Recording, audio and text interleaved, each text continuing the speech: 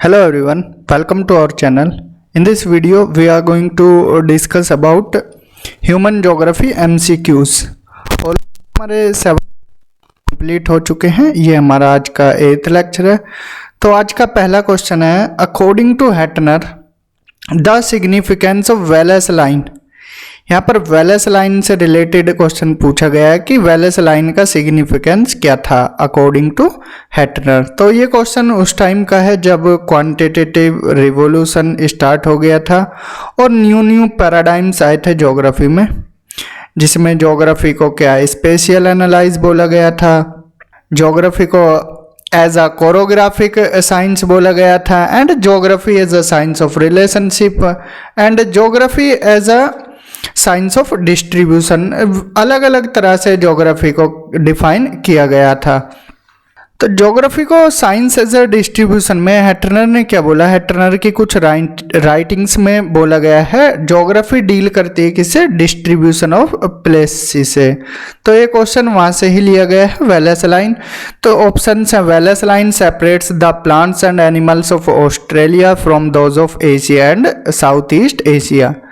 Second option है, Wallace line separate the Europe and Asia, and third option है, Wallace line separate the Africa and Europe, and fourth one is Wallace line separates the plants and animals of North America from South America. इसका correct answer है option ए, Wallace line separate करती थी किसको, plants and animals of Australia के किससे, Asia and South East Asia से। तो correct answer इसका ऑप्शन ए हो जाएगा। चलते हैं नेक्स्ट क्वेश्चन की तरफ। नेक्स्ट क्वेश्चन है, which of the following geographer did not, यहाँ पर नॉट की बात की गई, did not considered geography as an idiographic science. ये क्वेश्चन भी पैराडाइम इन ज्योग्राफी से रिलेटेड है। यहाँ पर ज्योग्राफी को as a idiographic and nomothetic discipline में डिवाइड किया गया था। अब ये इडियोग्राफिक और नोमैथेटिक होता क्या है, तो नोमैथेटिक जो साइंस है वो डील करती है किससे, जनरल लॉज से। जनरल लॉज यहां पर बात की जाती है किसके, सिस्टमेटिक ज्योग्राफी की, सिस्टमेटिक ज्योग्राफी। वहीं दूसरी तरफ इडियोग्राफिक साइंस में बात की जाती है रीजनल ज्योग्राफी की। यहाँ पर पर्टिकुलर लॉज लगते हैं, रीजनल ज्योग्राफी की बात की जाती है। तो इनमें से इडियोग्राफिक साइंस को फॉलो करने वाले कौन कौन थे, एंड नोमैथेटिक को यहाँ पर क्वेश्चन में पूछा गया, did not considered geography and idiographic science. तो ऑप्शंस है इमैनुअल कांट, हैटनर, हार्टसॉन या फिर हम्बोल्ट। तो कांट, हैटनर और हार्टसॉन ये तीनों क्या थे, इडियोग्राफिक साइंस को प्रमोट करते थे, ज्योग्राफी को कंसिडर करते थे इडियोग्राफिक साइंस। एंड हम्बोल्ट थे वो किसकी तरफ थे, नोमैथेटिक साइंस की तरफ। तो इसका करेक्ट आंसर हो जाएगा ऑप्शन डी। चलते हैं नेक्स्ट क्वेश्चन की तरफ। नेक्स्ट क्वेश्चन है, a whole, a person, a state, a culture, a business which functions as whole because of the interdependence of its parts. यहाँ पर बात की गई है जो पार्ट्स होते हैं उनका इंटरडिपेंडेंस है और फंक्शन करता है किसकी तरह, होल की तरह। उसको क्या बोलते हैं यहाँ पर, ऑप्शन है सिस्टम, रीजन, मॉडल या बिहेवियर। ये डायरेक्ट डिफाइन है किसकी, सिस्टम की। किसके द्वारा दी गई थी, ये जेम्स के द्वारा दी गई थी। नेक्स्ट क्वेश्चन है हमारा, विच ऑफ द फॉलोइंग इज और आर एलिमेंट्स या element of a system. Options हैं स्ट्रक्चर, फंक्शन, डेवलपमेंट या all of the above. System की बात की जाए तो सिस्टम किन चीज़ों से मिलके बना है, जो सिस्टम के एलिमेंट हैं वो हैं स्ट्रक्चर, फंक्शन एंड डेवलपमेंट। यहाँ पर तीनों हैं, तो करेक्ट आंसर हो जाएगा option D, all of the above.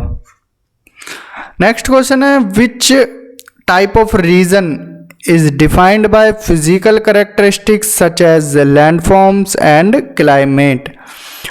उस रीजन के बारे में बताया गया है जो क्या है, फिजिकल कैरेक्टरिस्टिक्स को शो करता है। उसको क्या बोलता है, formal region, functional region, perceptual region या वर्नाकुलर रीजन। देखिए रीजन को फॉर्मल और फंक्शनल दो पार्ट में डिवाइड किया जाता है। फॉर्मल रीजन क्या होते हैं, पहले यहाँ पर फॉर्मल रीजन समझा देते हैं। फॉर्मल रीजन वो एरियाज जो क्या है यूनिफॉर्मिटी शो करते हैं। लाइक एग्जाम्पल के लिए जैसे इक्वेटोरियल क्लाइमेट है या मॉनसून है या टुंड्रा रीजन है, तो ये क्या है, इक्वेटोरियल क्लाइमेट है तो सब जगह क्या है, जो इक्वेटोरियल क्लाइमेट है, अगर यहाँ पर क्लाइमेट ये वाला है तो यहाँ भी सेम होगा, तो किसको शो कर रहा है, यूनिफॉर्मिटी को। या फिर मॉनसून रीजन है या अफ्रीका का साहेल रीजन है, ये सब किसके एग्जाम्पल हैं, फॉर्मल रीजन के। और फॉर्मल में भी दो पार्ट में डिवाइडेड है, physical formal region and second one is cultural formal region. जो फिजिकल की बात होती है, ये साहेल है, टुंड्रा रीजन है या इक्वेटोरियल क्लाइमेट है, ये फिजिकल फॉर्मल रीजन में आते हैं। कल्चरल फॉर्मल रीजन में क्या क्या आ जाएंगे, लैंग्वेज आ जाएगी आपकी, रिलीजन आ जाएगा, ये सब किस में आते हैं, कल्चरल फॉर्मल रीजन में। वहीं बात की जाए फंक्शनल रीजन की, फंक्शनल रीजन क्या है, फॉर्मल रीजन से अलग होता है। फंक्शनल रीजन में किसकी बात की जाती है, डायनेमिक कॉन्सेप्ट की। ये क्या है, टाइम के जैसे जैसे टाइम के अकॉर्डिंग, स्पेस और टाइम के अकॉर्डिंग क्या है, चेंज होता रहता है, ये क्या है, डायनेमिक कॉन्सेप्ट है। यहाँ पर क्या है, यूनिफॉर्मिटी रहती है। तो इसका करेक्ट आंसर क्या हो जाएगा, which type of region is defined by physical characteristics such as land forms and climates. तो करेक्ट आंसर हो जाएगा फॉर्मल रीजन। अगर यहाँ पर पर्टिकुलर सब डिवाइडेड होता तो क्या ऑप्शन हो जाता, physical formal region. Next question है, which of the following is an example of functional region. अभी हमने बताया था कि फॉर्मल क्या होता है और फंक्शनल क्या होता है।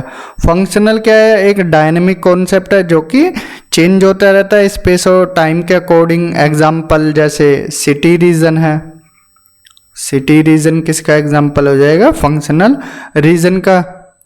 तो थार डेजर्ट ये फिजिकल फॉर्मल रीजन है। ग्रेट बैरियर रीफ ये भी फिजिकल फॉर्मल रीजन है। अमेजन रेन फॉरेस्ट ये तीनों किसके एग्जाम्पल हैं, फॉर्मल रीजन के। एंड यूरोपियन यूनियन किसका एग्जाम्पल हो जाएगा, ये क्या है, एक संस्था है, ये क्या है, फंक्शनल रीजन का पार्ट है। Option B is the correct answer. Next question है, the concept of positivism was established by. यहाँ पर पॉजिटिविज्म की बात की गई है। इसका बैकग्राउंड हमने प्रीवियस लेक्चर में बताया था कि स्टार्टिंग इसकी कैसे हुई थी, और इसके जो फादर हैं वो कौन है, ऑगस्ट कॉम्टे। तो यहाँ पर करेक्ट आंसर हो जाएगा ऑप्शन बी। नेक्स्ट क्वेश्चन है, the Vienna circle is associated with. Vienna circle किससे एसोसिएट है, प्रैग्मेटिज्म से, फंक्शनलिज्म से, पॉजिटिविज्म से या एग्जिस्टेंशियलिज्म से।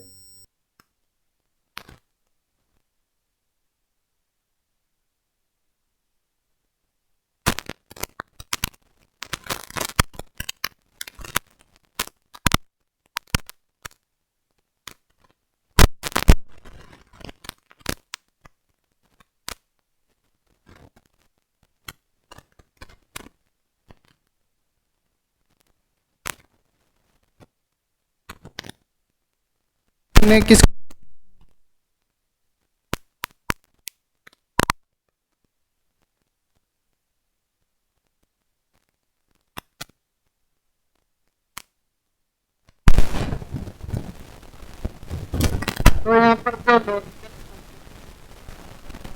ऑफ साइंटिस्ट था वो इकट्ठा हुए थे 1930 में, कहाँ पर, वियना, जो कि एक शहर है ऑस्ट्रिया का।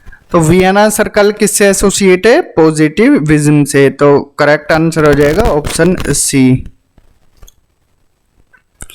नेक्स्ट क्वेश्चन है, match list 1 with list 2 and select the correct answer from given below. एक तरफ क्या लिस्ट 1 में दी गई हैं अप्रोचेस एंड लिस्ट 2 में क्या दिए गए हैं उनके प्रोपाउंडर्स। तो इनको क्या है, मैच करना है। Welfare geography, behavioural geography, radical geography and humanistic geography. List 2 में दिए गए हैं R Peet, Yi Fu Tuan, William Kirk and DM Smith. तो इनको मैच करते हैं। वेलफेयर ज्योग्राफी ये किसके द्वारा propound की गई थी? DM स्मिथ के द्वारा। एंड अगर बिहेवियरल ज्योग्राफी की बात की जाए तो बिहेवियरल ज्योग्राफी से रिलेट किया जाता है विलियम किर्क को। एंड रेडिकल ज्योग्राफी ये आर पीट द्वारा दिया गया कॉन्सेप्ट है। And humanistic geography, humanistic geography में हालांकि किर्क का भी योगदान है, लेकिन इसको propound किया था वाई फू टुआन ने 1976 में। तो इसलिए जो ह्यूमनिस्टिक ज्योग्राफी पर फोकस किसके द्वारा किया गया था, और इस टर्म को ह्यूमनिस्टिक ज्योग्राफी को भी वाई फू टुआन ने ही दिया था। तो इनको मैच कीजिए और करेक्ट आंसर चूज कीजिए। वेलफेयर ज्योग्राफी का DM स्मिथ A का 4th होगा, तो 2 ऑप्शन एलिमिनेट हो जाएंगे। अब बचते हैं हमारे पास A और B। देन बिहेवियरल ज्योग्राफी, इसका विलियम किर्क 3rd हो जाएगा। अभी तक दोनों ठीक हैं। देन रेडिकल ज्योग्राफी की बात की जाए तो आर पीट, C का क्या है? 1st होगा, तो option B is the correct answer. And last one humanistic geography का क्या होगा? वाई फू टुआन, तो option B is the correct answer. आज का लास्ट क्वेश्चन है, the word applied geography was first used by.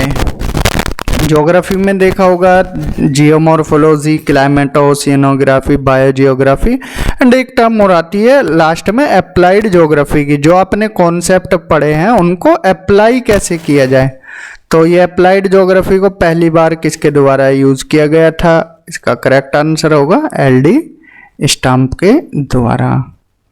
तो आज के वीडियो में हमने टोटल 10 क्वेश्चंस देखे हैं। यहाँ पर हमारा क्या है, थॉट वाला पार्ट खत्म होता है। नेक्स्ट वीडियो से हम स्टार्ट करेंगे models and theories. Models and theories. तो इस लेक्चर में इतना ही, मिलते हैं अगले लेक्चर में। Till then bye, have a good day.